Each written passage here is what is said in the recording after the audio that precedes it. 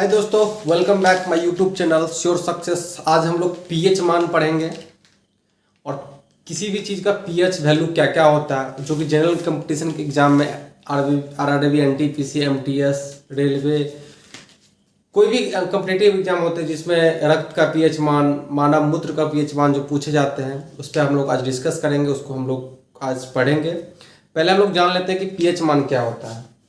PH मान जो होता है, पीएच मान क्या होता है? पीएच मान जो मेरा होता है पावर ऑफ हाइड्रोजन, इसका फुल फॉर्म होता है power of hydrogen. Power of hydrogen यानी हाइड्रोजन की शक्ति। हाइड्रोजन की जो शक्ति होती है, हाइड्रोजन में अणु जिस चीज की अम्लीय या क्षारीय प्रवृत्ति तय करती है, हाइड्रोजन में जो उपस्थित रहता है अणु किसी भी चीज में अम्लीय या क्षारीय प्रवृत्ति तब तय करती है जब उसका पीएच मान, पीएच वैल्यू 1 या 2 आता है। अब हम लोग फिर से देखते हैं कि पावर ऑफ हाइड्रोजन यानी हाइड्रोजन की शक्ति, हाइड्रोजन के अणु चीज में उपस्थित, किसी भी चीज में उपस्थित,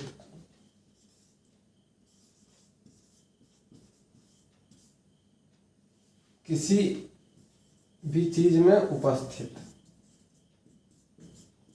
उपस्थित उसकी अम्लीय या क्षारीय प्रवृत्ति तय करती है। मतलब अगर किसी लिक्विड या प्रोडक्ट का पीएच वैल्यू 1 या 2 रहे, ध्यान रखेंगे, अगर किसी भी प्रोडक्ट या लिक्विड का पीएच वैल्यू 1 या 2 रहे तो वो हो जाएगा क्या? अम्लीय। अगर पीएच वैल्यू वही बढ़ के 13 और 14 चल जाए तो क्या हो जाएगा? क्षारीय। अगर कांस्टेंट रहे, मतलब अगर किसी भी चीज का पीएच वैल्यू 7 रहे तो हो जाएगा न्यूट्रल। अब हम भिन्न भिन्न चीज का पीएच वैल्यू, पीएच मान देखते हैं, याद करते हैं कि पीएच मान होता क्या है। वो तो हम जान चुके हैं। और पीएच वैल्यू हम निकालेंगे कैसे? किसी भी चीज का पीएच वैल्यू, पीएच मान, जो कि रेलवे, ग्रुप डी और अन्य कॉम्पिटिटिव एग्जाम, जनरल कंपटीशन के एग्जाम में जो पूछे जाते हैं, वो हम लोग देखते हैं और पीएच वैल्यू याद करते हैं।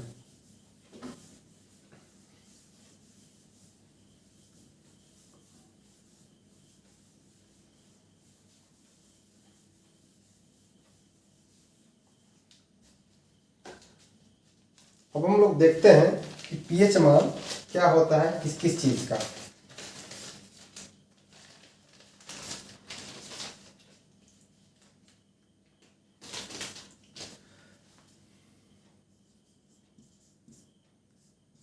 जल का पीएच मान क्या होता है? जल का पीएच मान 7 होता है।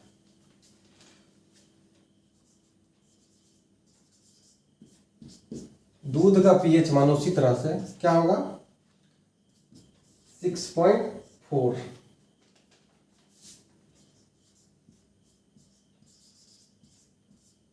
सिरके का पीएच मान क्या होगा? 7।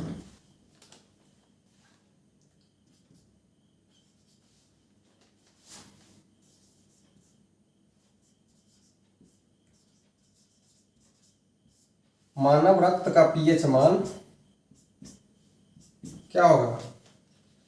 7.4।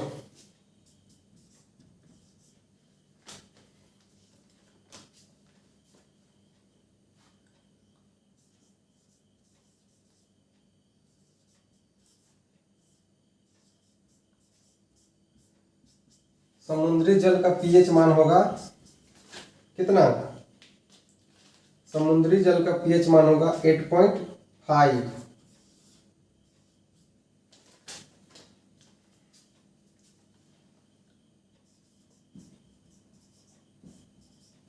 मानव लार का पीएच मान होगा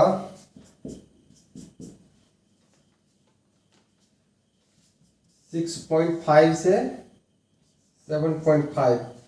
यही सब पीएच मान आपको पूछे जाएंगे एग्जाम, इसको आपको याद कर ही लेना है। उसके बाद हम आपको बताते हैं अचार का पीएच मान। अचार का पीएच मान होता है आपको 4.5 से लेके 5.2 के बीच। आंसू का पीएच मान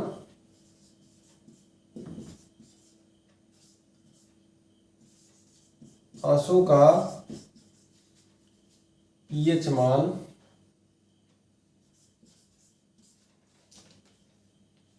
आंसू का पीएच मान होता है आपको 7.4। मान छूट गया। जल का पीएच मान, आंसू का पीएच मान सबका लिख लेंगे। शराब का पीएच मान लिख लेते। शराब का क्या होता है पीएच मान?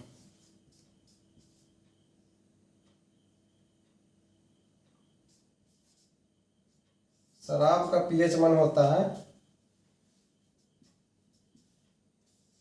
2.8।